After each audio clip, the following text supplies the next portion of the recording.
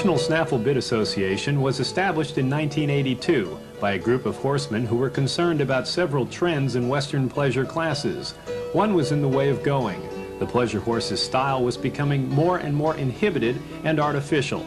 This mare is moving with natural, comfortable grace. Under saddle, she should be allowed to move the same way. This mare would receive high marks in NSBA classes.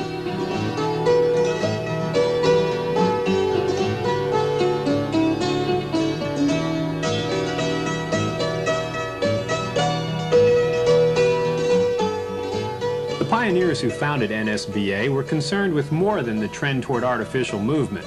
With most of today's purses reserved for 2-year-olds, NSBA founders wanted to protect the young horses from being pushed too hard too soon. One of NSBA's major goals is to promote kinder training and showing procedures for young horses. As a result, horses are required to be kept in the snaffle bit and/or bosel throughout their 2-year-old year. The smooth snaffle bit with its broken mouthpiece has been in use for several thousand years. The snaffle bit works on the sensitive corners of a horse's mouth. When properly used, it is the mildest of all bits. NSBA-approved bits must be a minimum of 3/8 of an inch within 1 inch of the ring.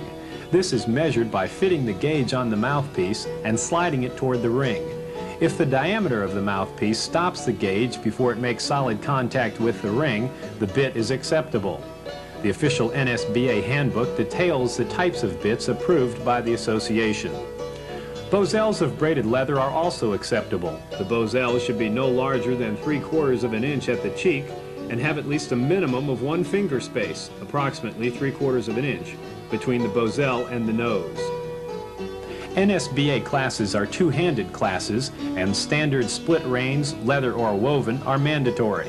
Because the position in which the hands are held can determine the way a horse carries his head, positions such as these do not meet NSBA standards and should be severely penalized.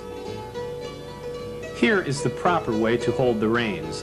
The hands are carried near the pommel, no farther out than 4 inches on either side. The hands should be steady with limited movement. This is the ideal position. Light rein contact between a pair of good hands and a horse's mouth is essential to performance excellence. Reins held too tightly or too loosely will not establish that light, steady contact. The right contact has been established here. This is the way to go in NSBA. Old-timers say the best way to recognize a good mover is when one comes up behind you without your knowing he is there. A good mover goes lightly and comfortably. NSBA judging standards are designed to reward good movers whose attitudes are contented and willing while performing the 3 required gaits in NSBA classes: the walk, the jog, and the lope. The walk should be comfortable, flat, and ground covering, a natural 4-beat.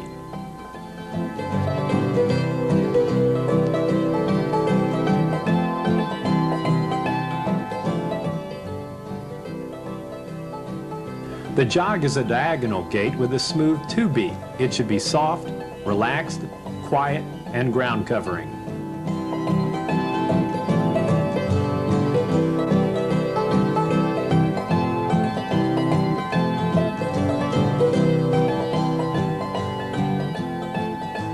The lope is a rolling, comfortable, relaxed gait with a definite 3-beat.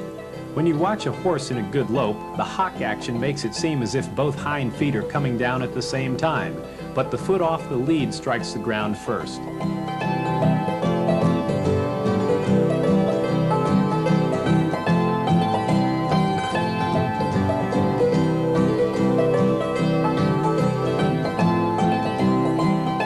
NSBA stresses the importance of natural head carriage in relation to conformation.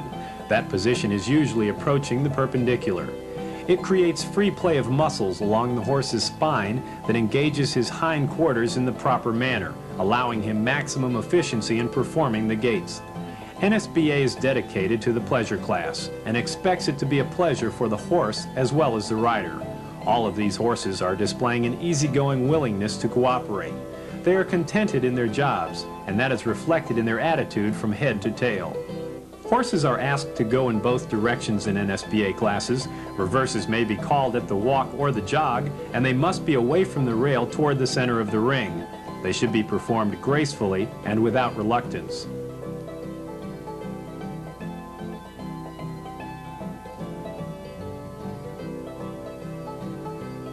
Horses in NSBA classes will also be judged by the ease with which they make transitions from one gait to another. Transitions should be quiet and smooth.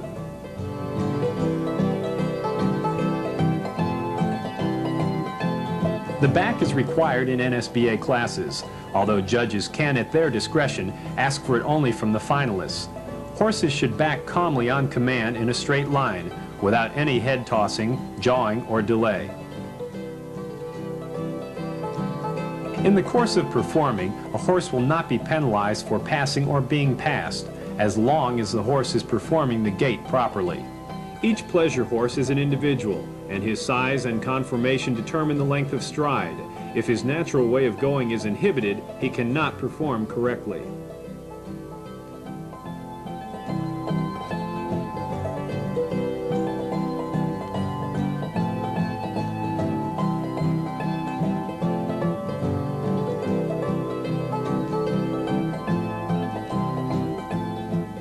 The main objective of judging is to reward excellence. To reach that objective, some judges devote more time to being on the lookout for mistakes.